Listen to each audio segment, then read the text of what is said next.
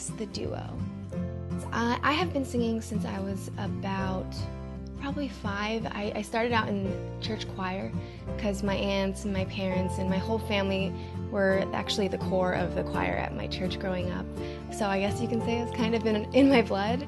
And then I got into performing arts. I started dancing around the same age, and I was trained in jazz, tap, ballet, and hip-hop, and then I started trying to pursue my solo thing. I couldn't really figure out my style for a while.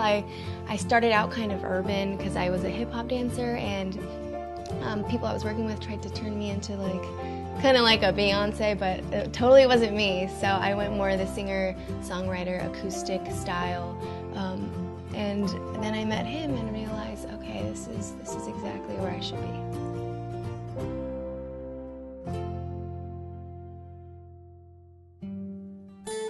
Yes, music and singing started for me when I was around 7 years old, and I heard my sister playing piano, and I thought, I want to do that. So I entered in piano lessons about 7 years old, and I did that for 10 years. And then singing happened by accident later in high school. I was in a garage band. We were playing in the garage, and we had a gig coming up, and the lead singer of our band got sick, so he couldn't perform, and they were like, we need somebody to sing the song, who's going to do it? And I was really nervous, and I didn't really know how to sing, but I thought, hey, I'll give this a try. So that was my first experience singing, and I realized I loved it. So I'm from North Carolina, and one day my college roommate said, I want to move to LA to be an actor, and I need a road trip partner. So I volunteered myself. It sounded like it'd be a lot of fun. And we drove 5 days across the country. It was my first time ever in LA. And I get this invite to be a music video extra. So I said, yeah, sounds great. And I walk into this house where the music video is being shot, and there is Carissa, hanging out and looking beautiful. I had never seen anything like her. And she came up to me and said, hi, I'm Carissa, and introduced us to everybody and took us around. 3 hours later, we hit it off. We were talking, not really paying attention to the music video. So I eventually leave, and I look at my college roommate as we got in the car, and I said, I'm gonna marry that girl. And he's like, why? You've only known her for 3 hours. So I told him, sometimes when you know, you just know.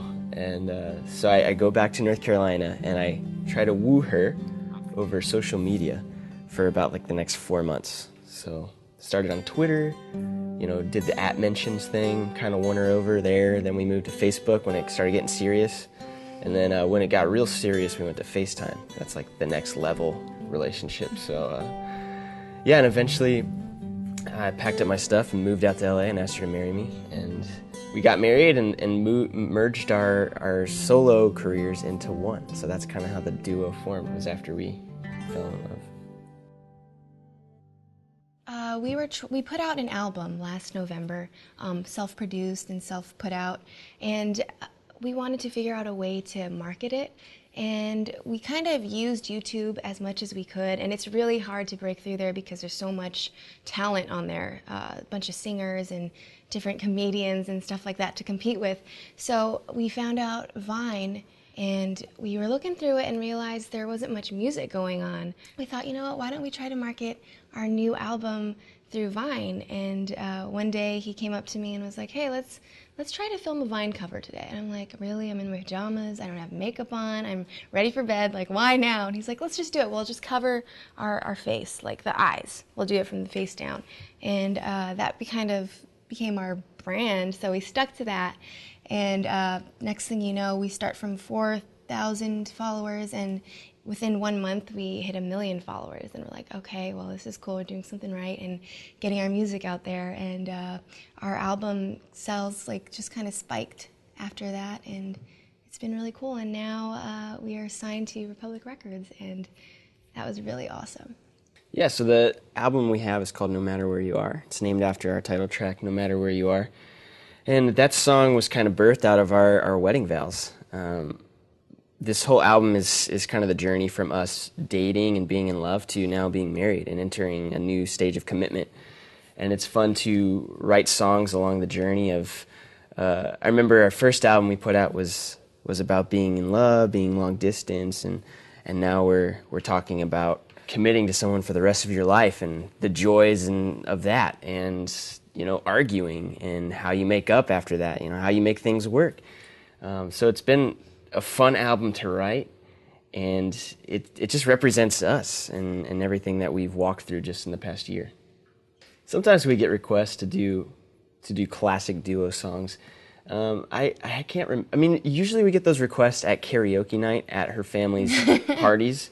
But other than that, people generally like to just hear what we'll come up with originally. But I think one of the favorites at your dad's karaoke nights would be "Time of My Life." You know what I'm saying?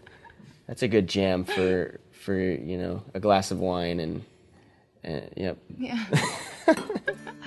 This whole ride has been kind of a whirlwind for us. We started out in our living room filming 6-second covers. Next thing you know, we're on a live national TV show, Good Morning America, and now we're signed to Republic Records, and now we're selling out shows. It's blowing my mind, because we used to do college shows and travel and do that, and it's cool to see us go from those small stages at colleges to the Webster Hall, which is sold out in New York, and LA shows at Troubadour that are 2 shows have sold out, and it's been such a blast so far to see where we started and to look at where we are now, and it's truly surreal, and we're still getting used to it, but we're enjoying every moment for sure. Hey guys, we're us, the duo. Look for us on Last.fm.